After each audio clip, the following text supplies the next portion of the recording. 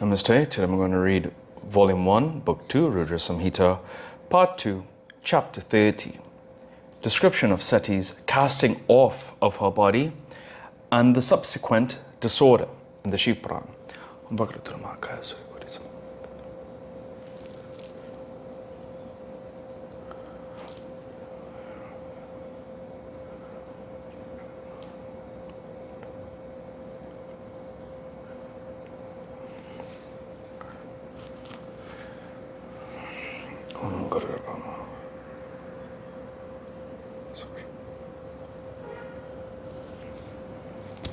Hariom Tatsat.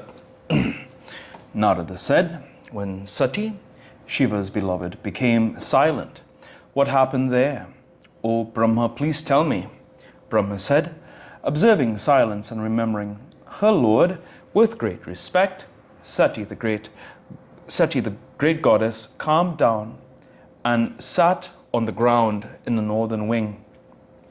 Having sipped water duly, covering up her body entirely with her cloth, she closed her eyes and remembered her Lord. She then entered the yogic trance. Keeping her face steady, she balanced the winds, prana and apana.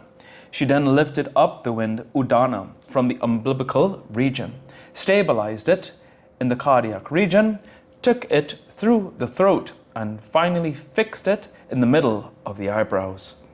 She desired to cast off her body due to her anger with Daksha. She desired to burn off the body and retain the pure wind by yogic means. In this posture, she remembered the feet of her Lord and nothing else. Her body, divested of its sins, fell in the yogic fire and was reduced to ashes. O excellent sage, in accordance with her own wish. The loud shouts and cries of ha, ha of those who witnessed it spread everywhere on the earth and rose up in the sky. Everything was surprisingly wonderful and terrifying to the devas and others. Alas, Shiva's beloved goddess, nay, his deity, Sati, has cast off her life. Who is that wicked person who angered her? She, the unholy and spirited misdeed of Daksha, the patriarch, the son of Brahma, whose subjects are the mobile and immobile creatures of the world. Alas, Sati, the noble beloved and the bull-bannered deity, has become dispirited. She ought to have been honored duly.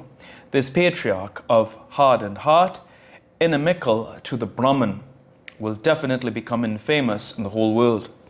Since he refused to comply with the request of his own daughter, he will be falling into a terrible hell after death due to his own guilt.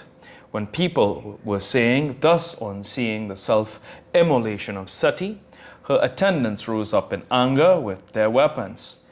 They had been waiting near the door, numbering 60,000. Those powerful attendants of Lord Shiva became furious. Those attendants of Shiva shouted exclamations, ha, ha, fee, fee, no, no, loudly and frequently. The quarters were pervaded with the shouts of ha, ha. The devas and sages who had assembled there were struck with fear. Consulting one another, the attendants lifted their weapons furiously, and the atmosphere was pervaded with the sound of their arms. O celestial sage, some of them, excessively stricken with grief, cut off their limbs with their weapons, some their heads, some their faces, with the sharp, lethal weapons they had. Thus about 20,000 of those attendants courted death along with Sati. It was very surprising. Such of the attendants of the noble-souled Shiva who survived jumped up with their weapons to kill the furious Daksha. On seeing the force of their onslaught, O sages, the holy sage Bhrigu poured offering in the Daksina fire with the Yajur mantra to quell the obstructors of sacrifice. While the sage Bhrigu was pouring the offerings, thousands of powerful demons rose up. O excellent sage, a terrible fight ensued between Shiva's attendants and the demons who had firebrands for their weapons. Their hair stood on end when people heard the uproar. The attendants were killed by the rebus of powerful valor and favored with Brahmanical splendor. They were forced to run without difficulty. It had been the desire of Shiva, of the great Shakti, that the attendants were killed and routed quickly. It was a wonderful scene.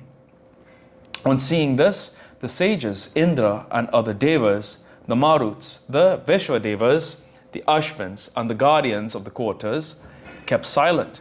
Some of them went to request and consult with Vishnu frequently for preventing obstacles. They were greatly agitated. The sensible devas, Vishnu and others, became agitated on pondering over the results of Pramata's destruction and routing. Such was the obstacle to the sacrifice of Daksha, who rivaled with Shiva, who was wicked and who professed to be a kinsman of Brahma, O sage. Footnotes 316. The system of yoga enjoins the control of vital airs, prana and apana, in some particular position. 318.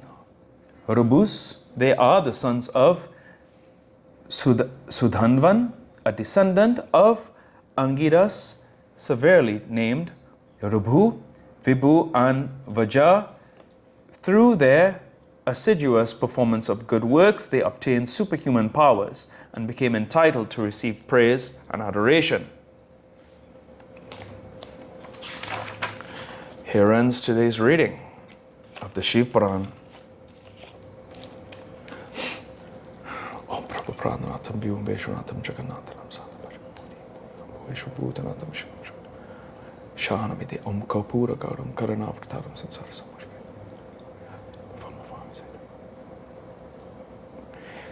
Om Jam Sagur Santram Bhagavaju. Swava Masaju.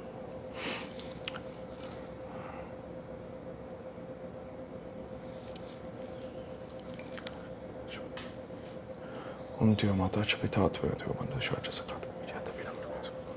Om Shanti Shanti Shanti. Hari Om Tat Sat.